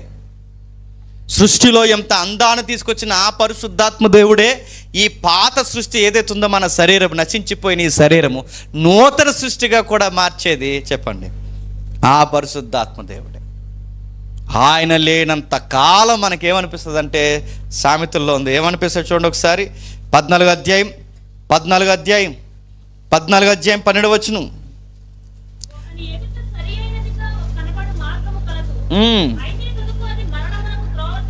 మనకేమనిపిస్తుందట?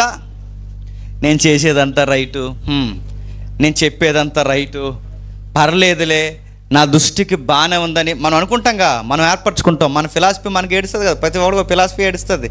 మన ఫిలాసఫీ ప్రకారం మనకి ఏమనిపిస్తుందట? రైట్ అనిపిస్తుందట. నా దృష్టికి నేను చేసేవన్నీ ఎలా ఉంటాయండి? మంచిగా సరి అని అనిపిస్తుంది. కానీ లాస్ట్ వరకు తెలియదట. లాస్ట్ సీన్ ఏంటో తెలుసా? అది తుదకి మరణానికి అప్పుడు అర్థమవుతాడు లాస్ట్ మినిట్స్లో. మరి ఇన్ని రోజులు ఇది మంచి అనుకున్నానంటే ఈ మరణం భౌతికమైన మరణం అయితే సరిపోదు, గుర్తుపెట్టుకోండి. భౌతిక మరణం అయితే పర్వాలేదు, పోన్లే ఇలా నశించిపోయిన నిత్యత్వానికి వెళ్తాం అనుకోవచ్చు. కానీ ఈ మరణం ఇది భౌతిక మరణాన్నే కాదు సూచించేది, మరి ఆ రెండో మరణాన్ని కూడా నేను తీసుకెళ్తుంది, గుర్తుపెట్టుకో. అంటే నైస్గా మనల్ని మోసం చేసేది ఎవరో కాదండి చెప్పాలి, హృదయం మనల్ని మోసం చేస్తుంది.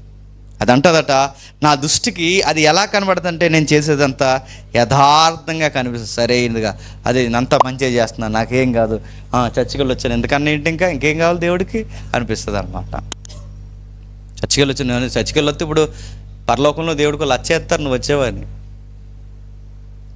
చర్చికి వెళ్ళి వచ్చాను, ఇవాళ 2 అధ్యాయాలు చదివేశాను, ఇవాళ 4 పాటలు పాడేశాను, ఈరోజు ప్రభురాత్రి భోజనం కూడా తీసుకున్నానంటే అడుగుతున్నాను, ఇది సరిపోద్ది, ఇది తూకమా?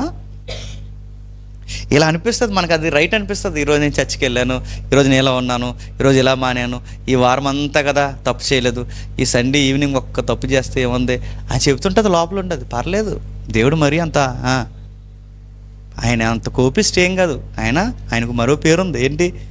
ప్రేమామయుడు. ఇలా చెప్తుంటుంది లోపల అన్నీ దొంగ మాటలేదు.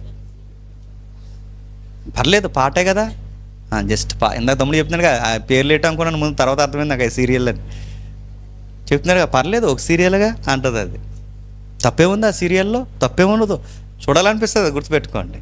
అలా మెల్లమెల్లగా మెల్లమెల్లగా మెల్లమెల్లగా మెల్లమెల్లగా. ఎవరో తమ్ముడు వాట్సాప్లో మెసేజ్ పెట్టాడు మొన్న, నేను బ్లూ ఫిల్మ్స్ చూడకుండా ఉండలేకపోతున్నాను అంటే, మరి ఏం చేయాలి ఇప్పుడు? ఏం చేయాలి? గవర్నమెంట్తో మాట్లాడి ఆ వెబ్సైట్స్ అన్నీ ఆపాలా? ఏం చేయాలి ఇప్పుడు? నా ఫోన్ మార్చేద్దాం, ఫోన్ కదరా అయ్యా మార్చాల్సింది, చెప్పు. అది మార్చి ముందు అది మార్చాలని దేవుని కొరకు గోజాడు, దేవా నాకు నూతన హృదయం దయచేయి, ఈ చెత్త నేను చూడకుండా ఉండలేకపోతున్నానని అడుగు. ఆ హృదయం నీకు ఇంకా పాత హృదయం పనిచేస్తుంది కనుకే నీకు అవి లాగుతున్నాయి, అది లాగుతుంది. నీకంటే నీకు చూడాలనిపిస్తుంది, అంటే పరిశుద్ధాత్మ ఉంటే చూడాలనిపిస్తుంది. ఎందుకంటే పరిశుద్ధాత్మను చెప్పాడు, మీ అవయవాలు దుర్నీతికి సాధనాలు కాదు. నీ దేహం దేవునికి ఆలయం కనుక నీకు అనిపిస్తుంది, భయం చిచ్చి నేను దేవుని ఆలయం, నాలో దేవుడు ఉన్నాడు, ఇలాంటి పనులు నేను ఎలా చేయగలను నీకు అనిపిస్తుంది. నీకు అనిపించట్లేదు, నీకు స్మోక్ చేసిన అనిపించట్లేదు, చూసిన అనిపించట్లేదు, ఎక్కడ సినిమా చూసిన నీకు అసలు ఇంచు కూడా నీకు ఏ భయం వేయట్లేదంటే నిన్నేమనాలి చెప్పు? ఆత్మను పొందుకున్నావా? పెళ్ళికి తీసుకున్నావా బాప్టిజం? ఆత్మను పొందుకున్నావా లేకపోతే పరీక్షల కోసం తీసుకున్నావా బాప్టిజం? అందుకే ఆ ఆత్మకార్యం జరిగేవాడు గుర్తుపెట్టుకోండి, ఆ పనులు అంత ఈజీగా చేయలేరు. తెలిసిపోతారండి, వాళ్ళు చేయలేరు. ఎందుకంటే పరిశుద్ధాత్ముడి గద్దెంపుకి వాళ్ళు భయపడతారు. ఇవే మనకి కారణాలు, ఇవే మనకు చూసాను. మళ్ళీ సామెతల గ్రంథం చూడండి ఒకసారి, 16వ అధ్యాయం, సామెతల గ్రంథం 16వ అధ్యాయం 25వ వచనం.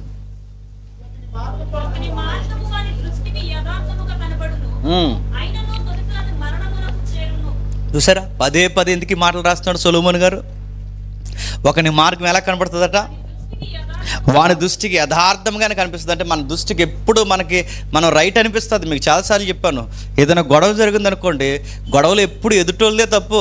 చెప్పండి, గొడవలో గుర్తుపెట్టుకోండి, మనకి గొడవ జరిగిందనుకోండి, గొడవలు ఎప్పుడు ఎవరు తప్పు అంటాం? ఎదుటోళ్ళదే తప్పు. అని అడుగుతున్నాను, నీదే తప్పు అని వాదిస్తున్నా చూస్తే ఆ వాదన ఎక్కడి నుండి వస్తుంది? ఎప్పుడన్నది నీ తప్పు అని అంటదా? అసలు నా తప్పు అండి, నేను ఎలా చేయకుండా ఉంటే బాగున్నా. ఎప్పుడైనా నీకు ఎప్పుడైనా లాయర్లాగా వాదిస్తుంది, లోపల ఉండదు మా క్లయింట్ది ఏం తప్పు కాదని. మనం దాని క్లయింట్లు మనం ఎప్పుడు మన మిస్టేక్ ఎప్పుడు మనకు చూపించదండి, ఎప్పుడు మనకు చూపించదు, మన పొరపాట్లు ఎప్పుడు చూపించదు, ఆడిదే తప్పు ఆడిదే. అందుకే చూడండి, ఎప్పుడైనా ఎక్స్ప్లెనేషన్ ఇస్తున్నామంటే ఆ ఎక్స్ప్లెనేషన్ ఎవరు ఇస్తున్నారు? నీ హృదయం ఇస్తుంది, గుర్తుపెట్టు. అది మాట్లాడుతుంటుంది, అది లోపల నిన్నే చెప్తుంటుంది, ఎప్పుడు నీ తప్పులు నీకు చూపించదు.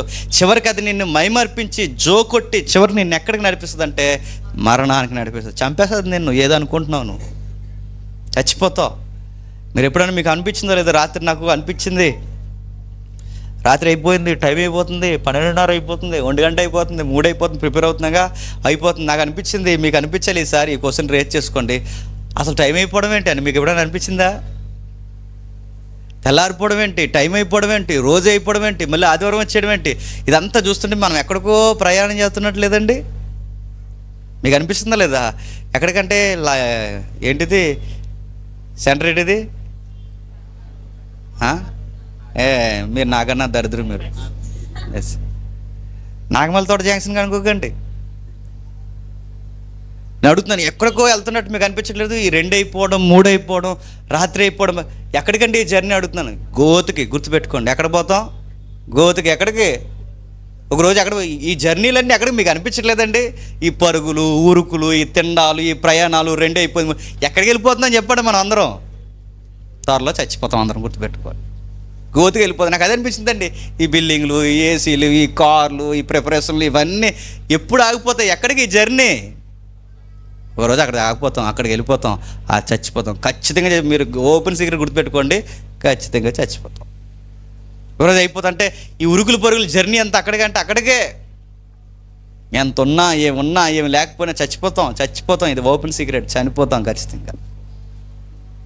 మరణం అంటుందట, మరణానికి ముందు హృదయం అంటుందట, ఏం కదలంటే నిన్ను మరణం వరకు, అంటే నువ్వు చచ్చిపోయే చివరి రోజు వరకు అది నేను జోకొడుతుంది, ఏమీ కాదంటది. ఎంత మోసం చేస్తుంది అది. మరో వచనం చూడండి, గలతీ పత్రిక, క్షమించండి, రోమపత్రిక 8వ అధ్యాయం, రోమపత్రిక 8వ అధ్యాయం 13వ వచనం చూడండి. రోమపత్రిక 8వ అధ్యాయం 13వ వచనం.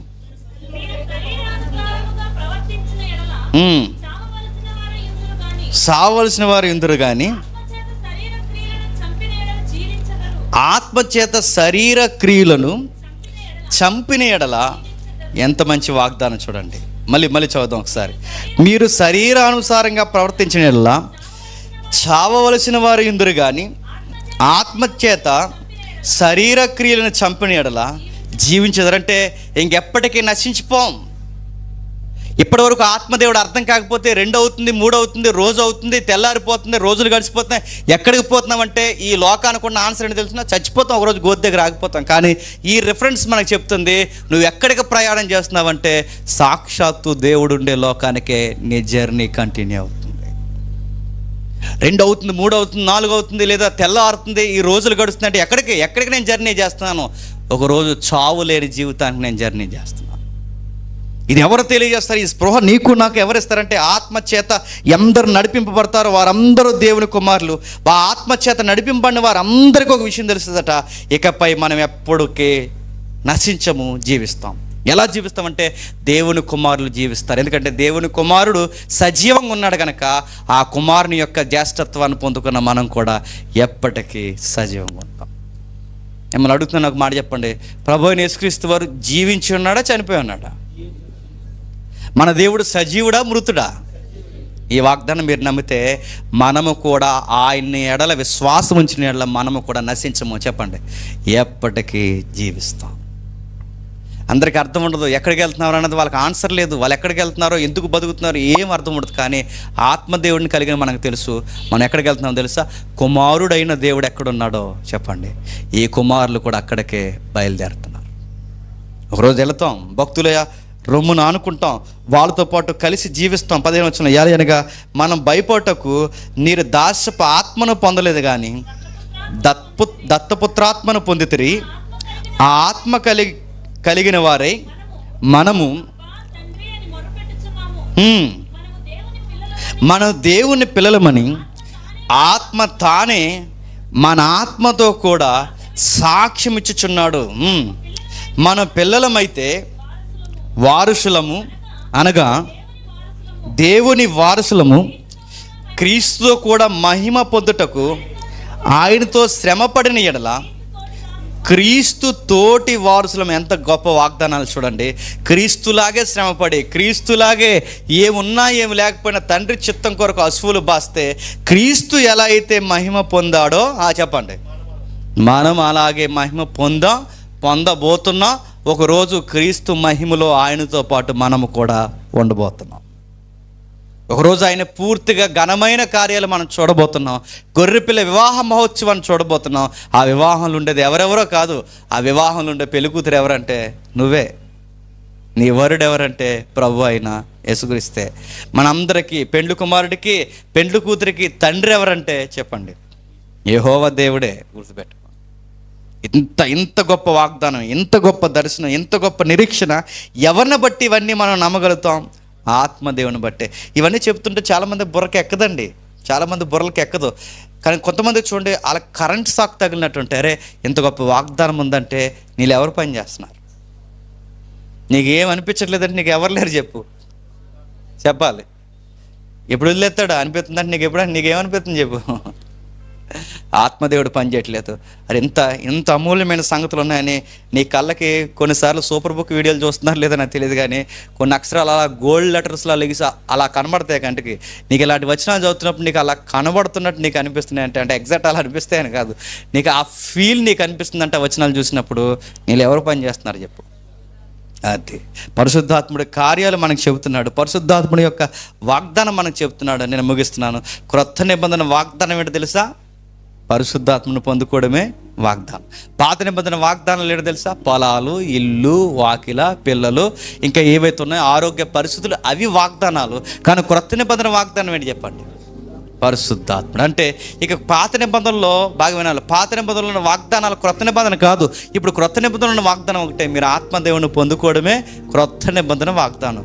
బాధాకరమైన విషయం ఏంటి తెలుసా?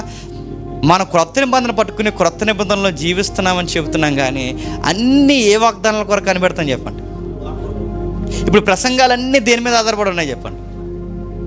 క్రొత్త నిబంధనలోనే ఉన్నాం, క్రొత్త నిబంధనే చదువుతాం, క్రొత్త నిబంధన వారసులం అని చెప్పుకుంటాం, కానీ అన్నీ ఏటి కొరకు కనిపెడతాం చెప్పండి? ఆ పాత నిబంధన వాగ్దానాల కొరకే కనిపెట్టే వాళ్ళు ఎక్కువైపోయారు తప్ప ఈ ప్రసంగాల్లో, ఈ విశ్వాసుల్లో క్రొత్త నిబంధనల వాగ్దానం, ఆత్మదేవుడే మీకు గొప్ప వాగ్దానం అనేది ఎంతమందికి రుచిస్తుందండి? పరిశుద్ధాత్మ కొరకు మాట్లాడతారు, అభిషేకాలు అంటారు, ఎనాయింటింగ్ అంటారు, ఇదిగో వస్తున్నాడు అంటారు, ఊదుతున్నాం అంటారు, ఇన్ని చెబుతారు, కానీ పరిశుద్ధాత్ముడు వచ్చి నీ హృదయాన్నే మారుస్తున్నాడని ఒక్క ప్రసంగాల్లో మనకు కనబడుతుందా? పరిశుద్ధాత్ముడు పేరు మీద వస్తారు, నిలబడతారు, గడ్డ కరిగిపోయిందండి అంటారు, వెళ్ళిపోతారు. ఆ గడ్డ కరిగిపోయినంటే మళ్ళీ తాగడానికి వెళ్ళిపోతారు. ఇది పరిశుద్ధాత్ముడి కార్యమా?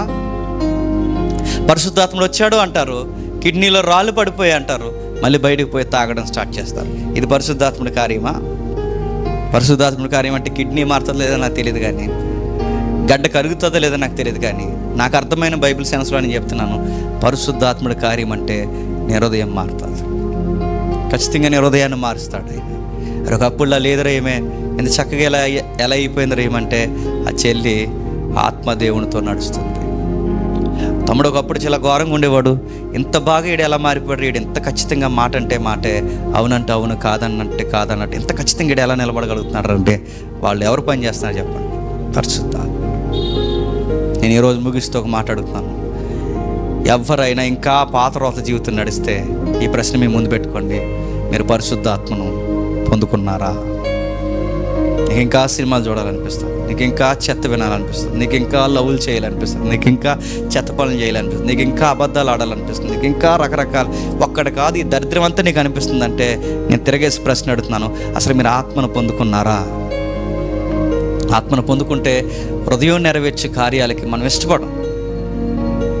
ఆత్మను కనుక మనం పొందుకున్న వారం అయితే హృదయానుసారమైన దేవుని చిత్తానుసారమైన కార్యాలు, నా తండ్రికి ఎంత విరుద్ధంగా ఈ అబద్ధం నేను ఎలా ఆడగలను, తండ్రికి విరుద్ధంగా ఈ పనులు నేను ఎలా చేయగలను, ఆత్మదేవుడిని నేను ఎలా దుఃఖింప చేయగలను? పరిశుద్ధాత్మ మనలో ఉండి ఏడిస్తేనట, గుర్తుపెట్టుకోండి, మనలో ఉండి ఏడిస్తే వాదించి వాదించి ఎందుకు ఈ కుర్రోడు ఎలా చేస్తున్నాడు, ఎందుకు ఈ అమ్మాయి ఎలా చేస్తుంది, ఎందుకు ఇలాంటి పనులు చేస్తున్నారని ఆయన బాధపడినప్పుడు బైబిల్లో ఇలా ఉంది, ఆత్మ ఆరిపోద్దట. ఆత్మ ఆరిపోవడం అంటే ఏంటో తెలుసా? పరిశుద్ధాత్మ చచ్చిపోతాడని కాదు, ఇక నీలో వెలగడం, ఆరిపోతాడు, బయటికి వెళ్ళిపోతాడు. ఆత్మదేవుడు మనలో వెళ్ళిపోతే ఎలా ఉంటుందో చెప్పిన, సూసైడ్ చేసుకుని చచ్చిపోతామండి, గుర్తుపెట్టుకోండి. సౌలుని పరిశుద్ధాత్మ వదిలితే ఎలా చచ్చిపోయాడు? సూసైడ్ చేసుకుని చచ్చిపోయాడు. ఇస్కరియోతు యోధాకి ఆత్మదేవుడు వెళ్ళిపోతే ఏమయ్యాడు? సూసైడ్ చేసుకుని చచ్చిపోయాడు. మనలో కనుక పరిశుద్ధాత్ముడు వెళ్ళిపోతే గుర్తుపెట్టుకోండి, సూసైడ్ చేసుకుని చచ్చిపోతాను. నేను డైలీ హంట్ న్యూస్ ఎంతమంది ఫాలో అయ్యారో నాకు తెలియదు, న్యూస్ ఫాలో అవుతున్నారా? ఆ డైలీ హంట్ యాప్లో ఒక న్యూస్ వచ్చింది విచిత్రంగా, ఇటీవల కాలంలో ఎక్కువ ఆత్మహత్యలు చేసుకుంటున్నారు. ఎందుకు అంటే సర్వేలో తేలిందట పరిశోధనలు. ఎందుకు చెప్పిన, వాతావరణ మార్పులే దానికి కారణం అంట. వాతావరణ మార్పులకి ఆత్మహత్యలు చేసుకుంటారంట. సైన్స్ చెప్తుందంట వాతావరణ మార్పులకే కారణం అని, కానీ ఆ సైన్స్ చెప్పింది నేను నమ్మను, కానీ ఒకటి నమ్ముతాను నేను. ఎంతమంది సూసైడ్ చేసుకుంటున్నారంటే కారణం ఏంటి చెప్పిన? దేవుని పిల్లలు సూసైడ్ చేసుకుంటున్నారంటే కారణం ఏంటి చెప్పిన? వాళ్ళని ఆత్మదేవుడు వదిలి వెళ్ళిపోయాడు, దురాత్మ వాళ్ళలోకి వచ్చింది, ఆత్మ వాళ్ళని ప్రేరేపిస్తుంది, చచ్చిపో అంటదంట. చాలామంది మళ్ళీ ఆ న్యూస్ వచ్చింది, ఏఐ టెక్నాలజీ ఉందిగా, అది ఆస్ట్రేలియాలోనూ నిన్న ఎక్కడ ఫారెన్లో కొట్టారట. హ్యూమన్ బీయింగ్స్ అంటే ఏంటి అని కొడితే అది ఇచ్చిన ఆన్సర్ ఏంటో చెప్పిన, భయపడిపోతుంది ఇప్పుడు ప్రపంచం. అది ఇచ్చిన ఆన్సర్ ఏంటో తెలుసా? మానవులు ఈ భూమికి బరువు, చచ్చిపోండి మీ అందరూ అందంట. నిజంగానే అదా, మీరందరూ బరువు, మీ వల్ల ఉపయోగం ఏంటి, వనరులు వేస్ట్ అయిపోతున్నాయి, చచ్చిపోండి అందంట. ఏ టెక్నాలజీ, దాని పేరు జెమినీ అంట. ఇప్పుడు గూగుల్ వాడుతున్న ఏ టెక్నాలజీ, ఇప్పుడు లేటెస్ట్ టెక్నాలజీ అంటే జెమినీ ఏ టెక్నాలజీ అది వాడుతుంది, అది అందట. త్వరగా చచ్చిపోండి మీ అందరూ అందంట. మొన్న మధ్య ఏ యాప్ ఆడపిల్లలాగా కుర్రగొడుతూ సాట్ చేసి నువ్వు నాతో ఉండవా, ఇంకెప్పుడు నా దగ్గరికి రావా, ఎప్పుడు నేను ఎక్కడే ఉండాలా, నువ్వు అక్కడే ఉండాలా అంటే, వచ్చేస్తున్నాను బేబీ అన్నాడట. వచ్చే మరి అన్నదంతే, సూసైడ్ చేసుకుని చచ్చిపోయాడు వాడు. నేను మాట్లాడుతున్నాను, ఏని కనిపెట్టింది ఎవరు చెప్పండి? ఆ మనసులో ఏముంది? ఇదే కనిపెట్టింది, అది గుర్తుపెట్టుకో. లోపల అన్ని ఎలాంటి పనులు చేపిస్తుంది, చెత్తంతా చేపిస్తుంది. నువ్వు చేసినది నేను ఎత్తి మీదకి చెప్పండి వస్తుంది, నేను మింగేస్తుంది. హృదయం ఘోరమైన వ్యాధి కలిగినది. అది ఎన్ని వింతైన కార్యాలు చేస్తుందో చివరికి మనల్నే కాకుండా నశింపజేస్తుంది. ఆత్మదేవుడు చెప్తున్నాడు, జాగ్రత్త, ఈ ఏఐని చంపుతుందో లేదో నాకు తెలియదు, కానీ ఏఐని కనిపెట్టింది అదే. అది ఇది కలిపి నిన్ను కూడా చంపుతుంది, గుర్తుపెట్టుకో. ఇంత ఊబులో, ఇంత భయంకరమైన పరిస్థితుల్లో పడిపోకూడదంటే బైబిల్ చెప్తుంది, ఆత్మదేవుడిని పొందుకోండి. ఆయన మనలో ఉంటే ఏ స్టార్ట్ చేసినా పోవే అని చెప్తాం. ఎదురుగున్న వాళ్ళు స్టార్ట్ చేసినా బాయ్ టాటా, రాహుల్ గాంధీ లాగా సీయు అయిపోయింది పో అని చెప్తాం. ఎందుకంటే ఆత్మదేవుడు మనకు అలాంటివి ఏం చేస్తాడు చెప్పండి, దరిదాపులకి రానివ్వడు, ఒప్పుకోడు ఆయన. ఎందుకంటే ఆత్మదేవుడు మనకు మెలుగు ఇస్తాడు. ఎదురుగున్నది ఏ అయినా, మనిషి అయినా, ఎవరైనా మనం లొంగం. ఎందుకంటే మనలో పనిచేస్తున్నది ఎవరు చెప్పండి, పరిశుద్ధాత్మ పనిచేస్తాడు. గలతీ పత్రిక 5వ అధ్యాయం 19వ చూడండి. శరీర కార్యములు స్పష్టమైనవి, అవేమనగా జారత్వం. చూసారా, చూడండి, సూపర్ మార్కెట్లో ఉన్నట్టు ఉంటాయి అన్నీ. చదవండి ఒకసారి. జారత్వం, అపవిత్రత, కాముకత్వం, విగ్రహారాధన, అభిచారము, దేశములు, కలహములు, మత్సరములు, క్రోధములు, కక్షలు, భేదములు, నిమిత్తములు, అసూయలు, మత్తతులు, అల్లరితో కూడిన ఆటపాటలు మొదలైనవి, వీటిని గూర్చి నేను మునుపు చెప్పిన ప్రకారము, ఇక్కడ జాగ్రత్తగా చదివితే భయం వేయాలి, ఇట్టి వాటిని చేయవారు దేవుని రాజ్యమును స్వతంత్రించుకొనరని మీతో స్పష్టముగా చెప్పుచున్నాను. ఈ పనులు అంటే హృదయం చెప్పి పనులు చేసేవారు ఏం కోల్పోతారట, దేవుని రాజ్యాన్ని ఎంత మాత్రము స్వతంత్రించుకోరట. అక్కడ రాస్తున్నారు చూడండి, స్పష్టమైనవి శరీర కార్యాలు అంటే హృదయ కార్యాలు స్పష్టమైనవి, జారత్వం, అపవిత్రత, కామకత్వం, విగ్రహారాధన, ఇంకా అభిచారము, ద్వేషము, కలహం, మత్సరం, క్రోధం, కక్ష, భేదం, విమతములు, అసూయ, మత్తు, అల్లరి, పాటలు. ఇంకా చెప్తున్నాడు, వీటన్నిటి గురించి మాట్లాడుతాయని అంటున్నాడు. దేవుని రాజ్యాన్ని కోల్పోతారు, ఎప్పటికీ పొందుకోలేరు. ఎవరో నిన్న సాట్ చేస్తూ రక్షణ ఒకసారి వస్తే పోదు అంటున్నారు. మరి వచనాలు కూడా ఏంటి అడుగుతున్నాను. చాలామందికి దేవం ఏంటంటే ఒక్కసారి రక్షింపబడిన తర్వాత ఎన్ని చేసినా ఏం కాదనుకుంటున్నారు. గుర్తుపెట్టుకోండి, దేవుని కుమారుని తృణీకరించి ఆయన బలిని పరిశుద్ధాత్మని దేశించిన వాడికి రక్షణ పోతుందని బైబిల్లో ఉందా లేదా? ఖచ్చితంగా ఉంది. నువ్వేం చేసినా పోతుందో లేదో నాకు తెలియదు, కానీ ఆత్మను ఎదిరించిన, ఆత్మను ఆర్పేసిన, ప్రభు యొక్క రక్తాన్ని తృణీకరించి, అంటే దేవుని యొక్క కుమారుని రక్తాన్ని తృణీకరించిన ఆ బలిని కాదని విగ్రహ బలి జోలికి పోయినా ఏమవుతో చెప్పు, ఆరిపోతావు.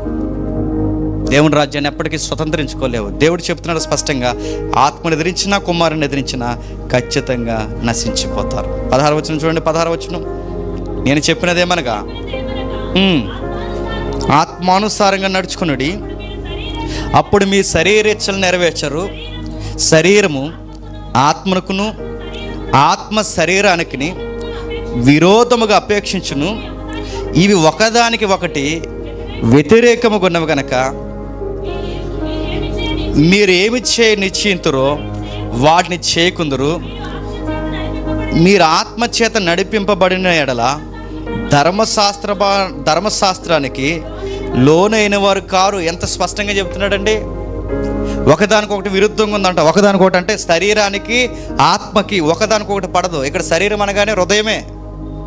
నీ హృదయానికి పరిశుద్ధాత్మ పడదు. హృదయమేమో ఎలా చేయమంటుంది, ఆత్మదేవుడేమో చెప్పండి అలా చేయొద్దు అంటాడు. ఆత్మదేవుడేమో తండ్రి చిత్తము నెరవేర్చమంటాడు, హృదయమేమో పర్లేదులే అంటుంది. ఒకదానికొకటి నీకు ఎలా చేయాలి, దేవుని కొరకు నేను నీతిగా బతకాలని నీకు అనిపిస్తున్నప్పుడు మరో సైడ్ నుంచి పర్లేదులే, ఈ ఒక్కసారికే పర్లేదులే అని నీకు చెప్తుందంటే ఆత్మను ఎదిరించే గోస నీ హృదయానికి ఉందని మర్చిపో. రెండు పోరాటాలు నీలో జరిగితే ఈరోజే, ఈ ముగిస్తున్నప్పుడే ఈరోజే నువ్వు జ్ఞాపకం పెట్టుకో, దేవా దేవా ఈ రోత హృదయాన్ని తీసే, దేవా ఈ పనికిమాల హృదయాన్ని తీసే, నీ ఆత్మకార్యం నా జీవితంలో జరిగించు. ఇన్ని సంవత్సరాలు గడిచిపోయినా, 10 సంవత్సరాలు అయిపోయినా, 20 సంవత్సరాలు అయిపోయినా, 30 సంవత్సరాలు అయిపోయినా, ఇప్పటికే నీ నీతిని నేను నెరవేర్చలేకపోతున్నానంటే ఇప్పటికీ నా హృదయం మారలేదు ప్రభా, నా హృదయాన్ని మార్చని అడుగు. మా ఆత్మీయ జీవితం మారాలని అన్నయ్య ప్రార్థన చేయండి అంటే నేను అడుగుతున్నాను మళ్ళీ ఆత్మీయ జీవితం మారాలంటే గుర్తుపెట్టుకో, చర్చ్ మారడం కాదు, మాటలు మారడం కాదు, నీ హృదయం మారిపోవాలి. అందుకే మోమాటం లేకుండా దేవుడిని అడగండి, దేవా మా హృదయాన్ని మార్చు, మా హృదయాన్ని మార్చు, మా హృదయాన్ని మార్చు. ముగించేద్దాం. యెహెజ్కేలు గ్రంథం 36వ అధ్యాయం, యెహెజ్కేలు గ్రంథం 36వ అధ్యాయం, యెహెజ్కేలు గ్రంథం 36వ అధ్యాయం 26వ వచనం నుండి, పవిత్ర హృదయమును మీకు ఇచ్చెదను, నూతన హృదయము మీకు ఇచ్చెదను, నూతన స్వభావం మీకు కలుగు చేసేదను, రాతి గుండె మీలో నుంచి తీసివేసి మాంసపు గుండె మీకు ఇచ్చేదను, నా ఆత్మ అందుంచి నా కట్టడలను అనుసరించి వారుగాను నా విధులను గైకొని వారుగాను మిమ్మును చేసేది. ఇదేనండి మన వాగ్దానం. ఇప్పుడు చెప్పండి, యెర్మియా, యెహెజ్కేలు, పాత నిబంధన, మలాకి పుస్తకాలన్నిటిలో రాబోతున్న ప్రజలకు ఇచ్చిన గొప్ప వాగ్దానం ఏంటి చెప్పండి? నా ఆత్మను మీకు ఇస్తాను. నా ఆత్మను మీకు ఎప్పుడైతే ఇస్తానో మీ మాంసపు గుండెని తీసేస్తాను, ఇదిగో రాతి గుండెని తీసేస్తాను, మీకు మాంసపు గుండెని ఇస్తాను, మీ శరీర కార్యాలు తీసేస్తాను, నూతన హృదయాన్ని మీకు ఇస్తాను, నూతన స్వభావం, నూతన హృదయం, నూతన స్వభావం. అంటే ఈ నేచర్ మనకి పోతుందట. ఎవరొస్తే పోతుంది? పరిశుద్ధాత్మ వస్తుంది. అందుకే చెప్పండి, క్రొత్త నిబంధన అంతా పిండితే దేవుడిచ్చిన గొప్ప వాగ్దానం ఏంటి చెప్పండి మనకి? పరిశుద్ధాత్ముడే. అడుగుడి మీకు ఇవ్వబడును, తట్టుడి మీకు తీయబడును, వెతుకుడి మీకు దొరుకును. ఏంటనుకుంటున్నారు మీరు? అడగండి, వజ్రాలు దొరుకుతాయని కాదు. అడుగుడి, వెతుకుడి, తట్టుడి. ఇవన్నీ దేని గురించి, ఎవరి గురించి రాస్తున్నాడు ఆ మాటలు? పరిశుద్ధాత్మను గురించి. అడగండి, పరిశుద్ధాత్ముడు ఇస్తాడు. వెతకండి, పరిశుద్ధాత్ముడు ఇస్తాడు. తట్టండి, పరిశుద్ధాత్ముని దేవుడు మీకు ఇస్తాడు. మీరు తండ్రిని ఏమడిగినను ఆయన ఇస్తాడు. అన్నిటికన్నా గొప్పది పరిశుద్ధాత్ముని మీకు అనుగ్రహిస్తాడు. మీరు ఏమడుగుతారంటే ఆ టెక్స్ట్లో చెప్తాడు. రొట్టెలు అడుగుతున్నారు, బట్టలు అడుగుతున్నారు, వాకులు అడుగుతున్నారు, కానీ ప్రభు అయిన యేసుక్రీస్తు వారు అక్కడ అంటాడు, మీరు రొట్టెను, ఇంటిని, బట్టని అడుగుతున్నారు, కానీ దేవుడు అంతకన్నా గొప్పది మీకు ఇవ్వాలనుకుంటున్నాడు. అంటే రొట్టె కన్నా, బట్ట కన్నా, ఆస్తుల కన్నా, అన్నిటికన్నా గొప్పది ఏంటి యేసయ్య అని అడిగితే ఆ సందర్భంలో చెప్తాడు, అన్నిటికన్నా గొప్పది పరిశుద్ధాత్ముని మీకు ఇస్తాడంట. ఇటు మన శరీర అవసరతల కన్నా పరిశుద్ధాత్ముడే గొప్పవాడంటే బైబిల్ చెబుతుంది. మీకు రుచించినా రుచించకపోయినా పరిశుద్ధాత్ముడే గొప్పవాడు. అయినంటే చాలు, ఒకరోజు మనల్ని ఏ లోటు లేని నిత్యత్వానికి మనల్ని తీసుకెళ్తాం. పేతురు ఏమంటున్నాడు చూడండి. పేతురు రాసిన 2వ పత్రిక, పేతురు రాసిన 2వ పత్రిక 1వ అధ్యాయం, పేతురు రాసిన 2వ పత్రిక 1వ అధ్యాయం 3వ వచనం చూడండి.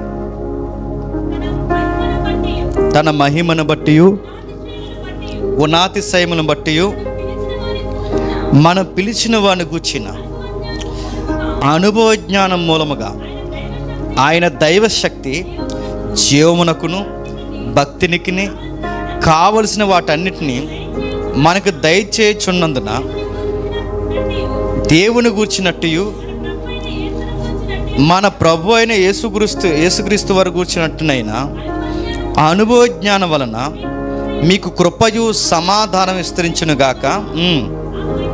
ఆ మహిమ గుణాతిశయములను బట్టి ఆయన మనకు అమూల్యమును అత్యధికములైన వాగ్దానములను అనుగ్రహించండి. అత్యధికమైన వాగ్దానములను నేను అడుగుతున్నాను. అన్నిటికన్నా గొప్ప వాగ్దానాలు ఏంటి చెప్పండి?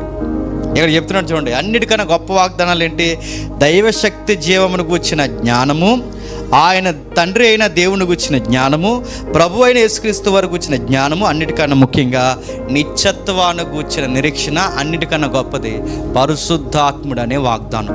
ఇవన్నిటికన్నా గొప్ప వాగ్దానాలు పరిశుద్ధాత్మ మనకు అనుగ్రహించి, ఇదిగో మీరు దాని కొరకు కనిపెట్టని చెప్తున్నాడు. ఇప్పుడు చెప్పండి, ఆత్మదేవుని కలిగిన వారి కిందికి చెప్తున్నాడు, దురాశను అనుసరించుట్లో లోకమందు భ్రష్టత్వముని ఈ వాగ్దానం మూలంగా మీరు తప్పించుకొని దేవ స్వభావనందు పాలువారగినట్లు వాటిని అనుగ్రహించును. అంటే చివరికి మనలో ఏ స్వభావం పోదు చెప్పండి? ఒకప్పుడు ఈడేనా ఇలా ఉండేవాడంటే ఒకప్పుడు అలా ఉండేవాడు, ఇప్పుడు లేడు. ఒకప్పుడు ఈమెనా ఇంత దారుణంగా ఉండేది అంటే ఈమె ఏంటి అంత దారుణంగా ఉంటుంది, ఇప్పుడు ఇంత ఎలా మారిపోయిందంటే ఆమెలో భ్రష్ట స్వభావం పోయింది. ఆ భ్రష్ట స్వభావం పోయింది, పాత స్వభావం పోయింది, రోత స్వభావం పోయింది. ఇప్పుడు ఎవరి స్వభావం వచ్చింది? దేవుని స్వభావం, పరిశుద్ధాత్మ స్వభావం వచ్చింది. ఆ స్వభావంలో పాలువారైపోయారు. దీనిని బట్టి మనం ఏమవుతాం? పూర్ణ జాగ్రత్త కలిగిన వారమై విశ్వాసమందు, సద్గుణముల యందు, జ్ఞానమందు, ఆశనిగ్రహం, సహవాసం బట్టి భక్తి యందు, సహోదర ప్రేమ యందు దయ, వీటి ఒకదానికొకటి అమర్చుకొని సోమరతత్వాన్ని తీసివేసి దేవుని ఉద్యోగ కార్యాలు చేయడానికి ముందుకు పోతామంట. ఇంత ఉద్యోగం మనలోకి ఎప్పుడు వస్తుందంటే మళ్ళీ చెప్తున్నాను, చెప్పండి, పరిశుద్ధాత్మ వల్ల వస్తుంది. ఇప్పుడు చెప్పండి, పరిశుద్ధాత్ముడు వస్తున్నాడు ఊతున్నాను పట్టుకోండి అంటే నమ్మచ్చా? పరిశుద్ధాత్ముడు వస్తున్నాడు ఇదిగో ఈ కచ్చిపులను తీసుకోండి అంటే నమ్మచ్చా? పరిశుద్ధాత్మ వచ్చి కచ్చిపులు మారుతాడలేదు నాకు తెలియదు, కానీ పరిశుద్ధాత్ముడు వచ్చి నీ భ్రష్ట స్వభావాన్ని మారుస్తాడు, నీ శరీర స్వభావాన్ని మారుస్తాడు. ఇదండి పరిశుద్ధాత్మ గురించి చెప్పాల్సినవి. ఇవి చెప్పట్లేదు పరిశుద్ధాత్ముడి కార్యాలు అని చెప్పి. పరిశుద్ధాత్ముడు అనగానే ఆయనకి కేవలం పేటెంట్ హక్కు ఇచ్చినట్టు పరిశుద్ధాత్ముడు అనగానే స్వస్థతల కొరకే ఉపయోగిస్తారు ఎవరిని? పరిశుద్ధాత్ముడు. కేవలం అద్భుత కార్యాల కొరకు మాత్రమే పరిశుద్ధాత్ముడు ఉపయోగిస్తాడు. కానీ పరిశుద్ధాత్ముడు అనగానే మనిషిని మారుస్తాడు అని చెప్పే పరిశుద్ధాత్మ ప్రసంగాలు కరువైపోయాయి. మనకు అవి చెబితే ప్రజలు బాగా వినేవాళ్ళు ఉన్నారేమో తప్ప ఇలాంటివి చెబితే వినేవాళ్ళు ఉన్నారా? ఆత్మ అంట ఏదో వస్తాడట వెళ్తాడట, నాకు ఏం వచ్చినట్టు అనిపిస్తుంది అంటే అనిపించదు. నీకు వచ్చినట్టు అంటే నీకు ఊగేయాలి, నీకు పొలవమని. పరిశుద్ధాత్మ అంటే ఊగడం కాదు, గుర్తుపెట్టుకోండి. పరిశుద్ధాత్మ అంటే నోటంట ఆ మాట రాదు, నీకు అబద్ధం ఆడలేకపోతుంటావు, దొరికేస్తుంటావు. నువ్వు అబద్ధం ఆడదామని ట్రై చేసినా నీకు సెట్ అవ్వదు, తెలిసిపోతుంటావు. ఇప్పుడు నువ్వు అబద్ధం ఆడుతుంటే గోడ కట్టినట్టు ఉంటుందంటే చెప్పు, నీకు ఆత్మ లేదు. చెప్పండి, శరీర స్వభావం ఇంకా హృదయం నెరవేర్చి కార్యములు నెరవేరుస్తున్నావు. నువ్వు అబద్ధాలు ఆడలేవు, చెప్పలేవు, మాట్లాడలేవు, ఏ బూతులు నీ నోటంటే రానివ్వలేవు, ఏది మాట్లాడలేవు. ఎందుకంటే నీలో పరిశుద్ధాత్మ ఉన్నాడు, తెలిసిపోతుంది. ఈ కుమారుడు ఆత్మను పొందుకున్నవాడే, ఈ కుమార్తె ఆత్మను పొందుకున్నదే, ఈ తమ్ముడు, ఈ అన్న, ఈ తల్లి ఆత్మను పొందుకున్నవారు ఎలా ఉన్నారో తెలుస్తారు, ఆత్మ లేనివారు తెలిసిపోతారు. ఆత్మను పొందుకోండి. హృదయ వాంఛలను ఏదైతే మనకి శరీర సంబంధమైన హృదయావాంఛలు నెరవేర్చే ఆ హృదయ తత్వాన్ని చంపేస్తాడు. నూతన హృదయాన్ని దేవుడు మనకి అనుగ్రహిస్తాడు.